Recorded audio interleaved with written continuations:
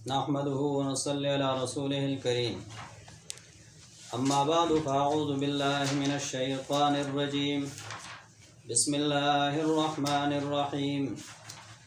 الحمد لله رب العالمين الرحمن الرحيم مالك يوم الدين إياك نعبد وإياك نستعين اهدنا الصراط المستقيم صراط الذين أنعمت عليهم غير المغضوب عليهم ولا الضالين آمین.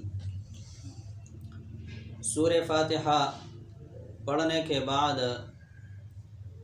سنت یہ ہے کہ ہر پڑھنے والا آمین کہے. تو آمین سے متعلق چند مسائل ہے. پہلا مسئلہ یہ ہے کہ آمین کا تلفظ اور اس کا معنی کیا ہے.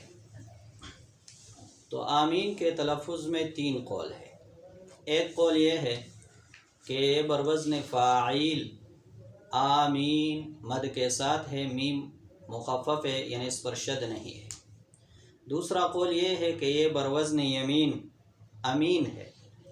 امین بروزن یمین یعنی حمزہ مد کے ساتھ نہیں ہے، قصر کے ساتھ ہے اور میم پر شد بھی نہیں ہے. امین بروزن یمین. اور تیسرا قول یہ ہے کہ آمین کہا جائے.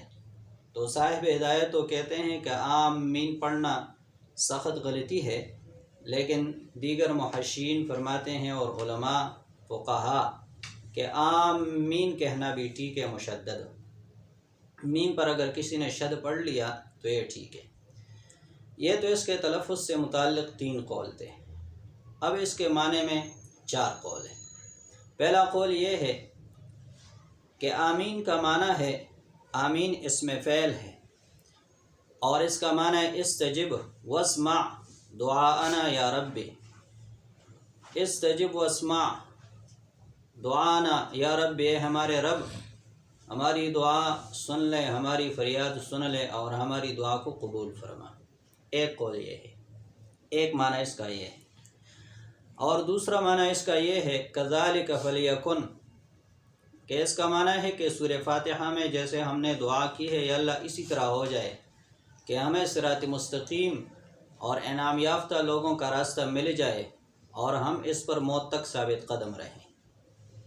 تیسرا قول یہ ہے کہ اس کا معنی نہیں ہے، بس یہ اللہ کا نام ہے. آپ نے جب سورہ فاتحہ پڑھ لیا تو آپ کہے آمین، وہ اسم من اسماء اللہ تعالی، یہ اللہ تعالیٰ کے ناموں میں سے ایک نام ہے، آپ نے لے لیا، ذکر کر لیا. ہاں جز نہیں ہے، سورہ فاتحہ کا حصہ نہیں ہے.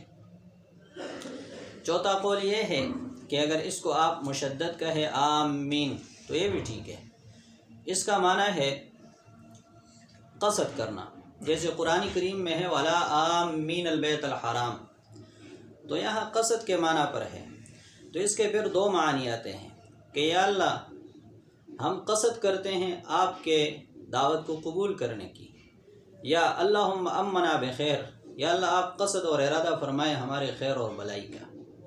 یہ تھا پہلا مسئلہ. دوسرا مسئلہ یہ ہے کہ علامہ آلوسی رحمۃ اللہ علیہ فرماتے ہیں کہ جو بندہ بھی چاہے نماز میں ہو یا نماز سے باہر ہو، سورہ فاتحہ مکمل پڑھ لے تو سورہ فاتحہ مکمل پڑھنے کے بعد اس کے لیے مسنون اور سنت طریقہ یہ ہے کہ وہ آمین کہے. حضرت میسرہ رضی اللہ تعالیٰ عنہ، ابو میسر رضی اللہ تعالیٰ عنہ کی روایت ہے کہ جبریل علیہ الصلوۃ والسلام آئے اور اس نے رسول اللہ صلی اللہ علیہ وسلم کو سورہ فاتحہ پڑھائی، یعنی پڑھ لی آپ کے سامنے. پھر آپ صلی اللہ علیہ وسلم نے بھی سورہ فاتحہ مکمل کر لی. پھر جبریل علیہ السلام نے فرمایا کہ آپ اس کے آخر میں کہیں آمین، تو آپ صلی اللہ علیہ وسلم نے آخر میں کہا آمین. تو یہ مسنون ہے، سنت ہے. بلکہ جو بھی دعا بندہ کرے اس کے بعد آمین کہنا سنت انبیاء ہے. موسیٰ علیہ السلام دعا کر رہے تھے، ہارون علیہ السلام آمین پڑھ رہے تھے. تو جیسے دعا کرنا دعا ہے، اسی طرح دعا پہ آمین کہنا بھی دعا ہے. اللہ تعالیٰ نے فرمایا کہ آپ دونوں کی دعا ہم نے قبول کر دی. کیسے آیت ہے؟ استجیبت دعوتکما قال قد استجیبت آیت پڑھ لو نا تم کیا قد اجیبت دعوتکما. قال قد اجیبت دعوتکما فاستقیما. تو دونوں تو مانگ نہیں رہے تھے، ایک مانگ رہے تھے، ایک آمین کہہ رہے تھے. قال قد اجیبت دعوتکما فاستقیما ولا تتبعان سبیل الذین لا یعلمون. بلکہ یہ مہر کی طرح ہے. سنن ابی داود کی روایت ہے، ابو مصبح المقری فرماتے ہیں کہ ہم ابو زہیر النمیری صحابی کے ساتھ بیٹھے ہوئے تھے اور یہ خوبصورت حدیثیں بیان کر رہے تھے. تو ہم میں سے کوئی شخص جب دعا کر لیتا تو آپ کہتے کہ اس پر آمین کا مہر لگاؤ، کیونکہ یہ آمین ایسا ہے جیسے خط کے آخر میں بندہ مہر لگا دیتا ہے. اور میں تمہیں اس کی وجہ بتاتا ہوں کہ ہم ایک بار رسول اللہ صلی اللہ علیہ وسلم کے ساتھ مسجد کی طرف نکلے ایک رات، تو ایک بندے پر ہمارا گزر ہوئے، ایک صحابی پر، وہ بہت عاجزی کے ساتھ دعا کر رہے تھے. تو آپ صلی اللہ علیہ وسلم وہاں تھوڑے سے رک گئے، اس کی دعا سن لی اور پھر فرمایا اوجب ان ختمہ، اس کے لیے جنت واجب ہو گئی اگر اس نے مہر لگا دی. تو ایک شخص نے پوچھا، ایک صحابی نے، بأی شیء یختم، مہر کس چیز کے ساتھ لگائے؟ تو آپ نے فرمایا آمین کے ساتھ مہر لگائے، آمین کے ساتھ. اگر اس نے آمین کے ساتھ اس کو ختم کر دیا تو اس کے لیے جنت واجب ہو جائے گی. تو وہ شخص جلدی سے اس صحابی کے پاس گیا جو دعا مانگ رہا تھا اور اس کو کہا کہ آمین کے ساتھ اے فلاں اس کو ختم کر دو، جنت کی خوشخبری قبول کر دو. تو آمین مہر ہے، یہ دعا پر مہر لگ جاتی ہے، دعا قبول ہوتی ہے اس سے. چوتھا مسئلہ یہ ہے کہ نماز میں امام اور مقتدی دونوں کے لیے آمین کہنا سنت ہے. ابو ہریرہ رضی اللہ تعالیٰ عنہ کی روایت ہے، اذا امن الامام فامنوا، جب امام آمین کہنے کا ارادہ کرے، یعنی وللضالین کے بعد جو وقت ہے وہ امام آمین کہے گا، تم بھی آمین کہا کرو. فإنه من وافق تامینہ تامین الملائکۃ غفر له ما تقدم من ذنبہ. اگر اس کی آمین وقت اور اخلاص اور خشوع خضوع کے لحاظ سے فرشتوں کے آمین کے ساتھ موافق ہو گئی یا موافقت اخلاص میں ہے، موافقت وقت میں ہے، تو اس کے گناہ معاف ہو جائیں گے ما قبل کے. پانچواں مسئلہ یہ ہے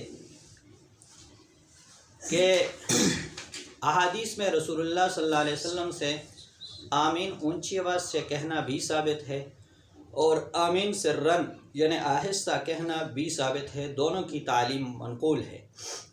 احناف اور موالک کہتے ہیں کہ آمین آہستہ آواز سے کہنا چاہیے، اخفا کرنی چاہیے. اور شوافع اور حنابلہ کہتے ہیں کہ آمین جہرن کہنا چاہیے. تو بعض روایات میں مد بہا صوتہ، بعض میں رفع بہا صوتہ کے الفاظ آئے ہیں، تو اس کا معنی کرتے ہیں کہ اونچی آواز سے آمین کہے. احناف کے دلائل ترجیح یہ ہے کہ بعض روایات میں خفض بہا صوتہ کے الفاظ آئے ہیں. عن وائل بن حجر قال انہ سلم رسول اللہ صلی اللہ علیہ وسلم فلما قرأ غیر المغضوب علیہم ولا الضالین قال آمین خفض بہا صوتہ. جب آپ صلی اللہ علیہ وسلم ولا الضالین پڑھا تو آمین بھی پڑھا اور آہستہ آواز سے پڑھا. حضرت ابو وائل رضی اللہ تعالیٰ عنہ فرماتے ہیں کہ حضرت عمر اور علی رضی اللہ تعالیٰ عنہما بسم اللہ، تعوذ اور آمین اونچی آواز سے نہیں کہتے تھے. اب سارے تعوذ اور بسم اللہ تو آہستہ آواز سے کہتے ہیں، تو آمین بھی آہستہ آواز سے کہنا چاہیے. تیسری روایت یہ ہے کہ عبد الرحمن بن ابی لیلہ فرماتے ہیں کہ عمر بن الخطاب رضی اللہ تعالیٰ عنہ 4 چیزیں آہستہ پڑھتے تھے: تعوذ، بسم اللہ، آمین اور ربنا لک الحمد. چوتھی روایت یہ ہے کہ علقمہ اور اسود دونوں عبداللہ بن مسعود رضی اللہ عنہ سے نقل کرتے ہیں کہ امام 3 چیزیں آہستہ کہے گا: تعوذ، تسمیہ اور آمین. حضرت عطا فرماتے ہیں 5ویں دلیل یہ ہے کہ آمین دعا ہے، اور دعا میں راجح یہ ہے کہ جب تک اس کے خلاف کوئی دلیل نہ ہو آہستہ آواز سے کہی جائے. ادعوا ربکم تضرعا وخفیا. اور صحیح ابن حبان کی روایت ہے خیر الدعاء الخفی، اگرچہ جہرن بھی جائز ہے لیکن بہتر یہ ہے کہ بندہ آہستہ آواز سے دعا کرے. چھٹی دلیل یہ ہے کہ آمین اسم من اسماء اللہ تعالی، آمین اللہ تعالیٰ کے ناموں میں سے ایک نام ہے اور یہ ذکر ہے. اور ذکر کے بارے میں قاعدہ یہ ہے کہ ذکر جب کوئی دلیل جہر کی نہ ہو تو خفی اور سرن کہنا افضل ہے. وَاذْكُرْ رَبَّكَ فِي نَفْسِكَ تَضَرُّعًا وَخِيفًا، ذکر کرو عاجزی کے ساتھ اپنے نفس میں اور خفیہ. 7ویں دلیل یہ ہے کہ نماز میں خشوع کا حکم ہے. قد افلح المؤمنون الذین هم فی صلاتهم خاشعون۔ اب خشوع کسے کہتے ہیں؟ خشوع آواز پس کرنے کو کہتے ہیں۔ قرآن کریم میں ہے وَخَشَعَتِ الْأَصْوَاتُ لِلرَّحْمَنِ فَلَا تَسْمَعُ إِلَّا ہَمْسًا۔ قیامت کے دن اللہ کے سامنے سب لوگوں کی آوازیں پست ہو جائیں گی، صرف قدموں کی آہٹ اور وہ جو چلنے کی آواز ہوتی ہے وہ آئے گی، باقی ہمس معمولی آواز آئے گی، باقی کچھ نہیں۔ تو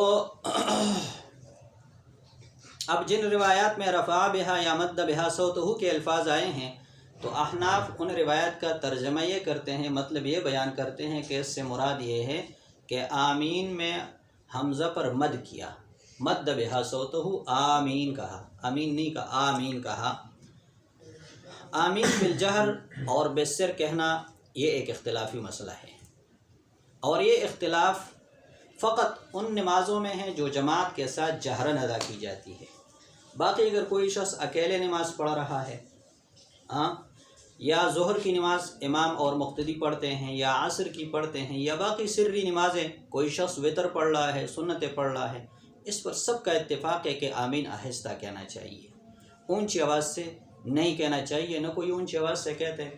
صرف جہری نمازیں جیسے فجر کی نماز ہو گئی اور تراویح ہو گئی، مغرب کی نماز ہو گئی، عشاء کی نماز ہو گئی، عیدین کی نماز ہو گئی، یعنی جن نمازوں میں جہر ہے صرف ان میں اختلاف ہے۔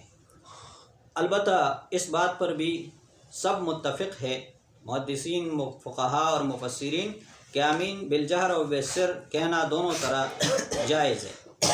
یہ اختلاف فقط اولویت، افضلیت اور راجع ہونے میں اولا غیر اولا کا اختلاف ہے۔ حافظ ابن تیمیہ فرماتے ہیں کہ عبادات کی ادائیگی میں جو اختلاف واقع ہوا ہے ائمہ کے درمیان، جیسے اذان میں ترجیح کرنا نہ کرنا، بسم اللہ کو بآواز بلند پڑھنا یا سرن پڑھنا، نماز فجر میں قنوت نازلہ کا پڑھنا یا نہ پڑھنا، رفع الیدین کرنا یا نہ کرنا، ہاتھ نماز میں ناف کے نیچے باندھنا یا سینے کے اوپر باندھنا، حج میں تمتع افضل ہے یا قران یا افراد، یہ اختلاف کفر و اسلام اور جواز عدم جواز کا نہیں ہے۔ اس پر لڑائیاں نہیں کرنی چاہیے، دونوں طرف جائز ہے، البتہ درست ہونے میں کسی کا اختلاف نہیں ہے، جائز دونوں طرف ہے، اولا غیر اولا یا استحباب و عدم استحباب کا اختلاف ہے۔ لہٰذا جس امام نے جس مسلک بھی عمل کیا ہے، جس حدیث پر بھی عمل کیا ہے، وہ حق پر ہے، ان پر طعن و تشنیع کرنا کسی امام پر بھی جائز نہیں ہے کہ فلاں امام یہ سمجھدار نہیں ہے، فلاں امام سمجھدار نہیں ہے، غلط ہے، کیونکہ جس حدیث پر انہوں نے عمل کیا وہ ان کے نزدیک ثابت، اور جس کو چھوڑا ہے وہ کسی سبب کی وجہ سے چھوڑا ہے۔ اگر کسی مجتہد سے خطا بھی ہو جائے تو وہ عقوبت کا مستحق نہیں ہے، بلکہ وہ ماجور یعنی اجر کا مستحق ہے اللہ کی طرف سے۔ شاہ ولی اللہ رحمۃ اللہ علیہ رفع الیدین اور ترک رفع الیدین پر بحث کرتے ہوئے فرماتے ہیں کہ یہ نماز کی ادائیگی کے طریقے میں اختلاف ہے۔ آپ صلی اللہ علیہ وسلم نے بعض اوقات رفع الیدین کیا ہے، بعض اوقات نہیں کیا ہے، سب سنت ہے، اور صحابہ کی بعض صحابہ جو ہے نا رفع الیدین پر عمل کرتے تھے، بعض عدم رفع پر عمل کرتے تھے، اسی طرح تابعین بھی، اور اس میں اہل مدینہ اور اہل کوفہ کا اختلاف ہے، ہر ایک کے پاس دلیل موجود ہے۔ والحق عندی فی مثل ذلک ان الکل سنہ، اور میرے نزدیک حق یہ ہے کہ ہر طرف سنت ہے، رفع الیدین کرے وہ بھی سنت ہے، رفع الیدین نہ کرے وہ بھی سنت ہے۔ شیخ عبد القادر جیلانی رحمۃ اللہ علیہ اپنی کتاب غنیۃ الطالبین میں فرماتے ہیں کہ نماز میں کچھ فرائض ہے، کچھ واجبات ہے، کچھ سنن ہے، کچھ ہیئات ہیں یعنی شکلیں ہیں، ادائیگی کے طریقے ہیں، تو اختلاف صرف ادائیگی کے طریقے میں ہے۔ آمین سب پڑھتے ہیں، آمین سب پڑھتے ہیں، بسم اللہ سب پڑھتے ہیں، تو کوئی کہتے ہیں جہر کے ساتھ پڑھو، کوئی کہتے ہیں سرن پڑھو، تو یہ اختلاف، یہ جو بھی حیت اختیار کی جائے اس پر عمل کرتے رہنا چاہیے، ایک دوسرے کو برا بلا نہیں کہنا چاہیے کہ فلاں سنت کے خلاف کر رہا ہے، فلاں کی نماز نہیں ہوتی، ایسا نہیں ہونا چاہیے، سب طریقوں کو جائز سمجھتے ہوئے ایک دوسرے کو برداشت کرنا چاہیے۔ علامہ انور شاہ کشمیری رحمۃ اللہ علیہ فرماتے ہیں کہ رفع الیدین اور عدم رفع الیدین دونوں ثابت ہیں، ایک کا تواتر عملاً و اسناداً ہے، اور ترک رفع کا تواتر عملاً و طبقتاً ہے، یعنی ہر زمانے کے لوگوں نے اپنے سے پہلے والے زمانے کے لوگوں سے جو طریقہ نماز سیکھا ہے اس میں رفع الیدین نہیں ہے، لہٰذا جو بھی طریقہ اختیار کرے، یہ اختلاف صرف افضلیت اولویت کا ہے۔ حنفیہ کے ہاں عدم رفع اولا ہے، شافعیہ کے ہاں رفع، جواز عدم جواز یا کراہت و عدم کراہت کا اختلاف نہیں ہے، امام ابوبکر جساس بھی یہی فرماتے ہیں۔ لہٰذا اس طرح کے اختلافات جتنے مسائل میں بھی ہے، امام ترمذی رحمۃ اللہ علیہ نے بھی جگہ جگہ اس کے بارے میں فرمایا ہے کہ ہر ایک کی گنجائش ہے، ہر ایک کی گنجائش ہے۔ صحابہ نے اس پر بھی عمل کیا، اس پر بھی عمل کیا ہے، تو اس پر لڑائیاں نہیں ہونی چاہیے۔ ایک مسئلہ رہتا ہے نماز میں سورہ فاتحہ کے پڑھنے یا نہ پڑھنے کا، مقتدی کے خلف الامام ترک فاتحہ یا فاتحہ پڑھنے کا، یہ پھر اگلے درس میں انشاءاللہ کریں گے۔